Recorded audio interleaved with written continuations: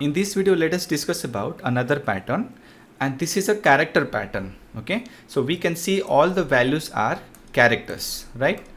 All the values in the rows and columns are characters, right? Now, first one is 4 into 4, second one is 3 into 3, and this one is 2 into 2. So we have equal number of rows and columns in these patterns. Okay, so we have to take care of that. Now I have mentioned ASCII values of capital A to Z. For capital A starts with 65, it goes 66, 67 till 90. For small a, 97 to for lowercase alphabets A to Z, it goes from 97 to 122. Now the loops remains the same as we discussed in the previous example. So we are going to consider two loops. So for I in a range of 1 comma n plus 1. So this is going to be outer loop. So n is the input for number of rows. Input for number of rows. Okay. Now the second loop, so this will let's say this I loop will be for our rows.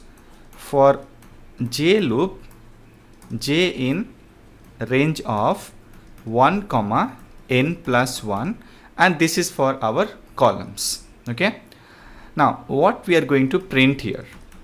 So print of, we have to print a character, not a number, right? But here in our I and j, these are numbers, because this range is going to be 1 comma n plus 1, and n is going to be the integer value, right? This is integer value.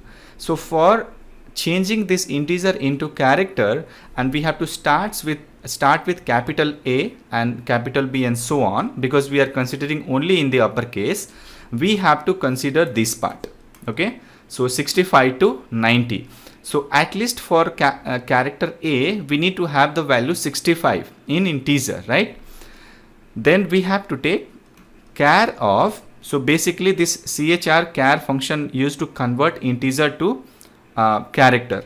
So we are going to pass an integer value 64 plus I, and then we can put space after that. Okay, so basically we have to write 64 plus I, where I is nothing but it is going to start with 1. So at least we get 65, and 65 gets converted into uppercase A. And if the for the number of rows, it will keep on incrementing. And the reason because we are keeping this I here, because the values for a row are not changing, right? For each row, the values are not changing. If at all they are getting incremented, then we have to consider j, because for, let's say, I value 1, j is going to be incremented for till the value of n plus 1, right? Till this range, it is going to be executed. So we have to consider I here. Now once the inner for loop is completed, let's put this print just to take the cursor to the next line. So this is all we have to do. So now let us do the implementation in our PyCharm code. So n is equal to integer of input, and then within that enter the number of rows.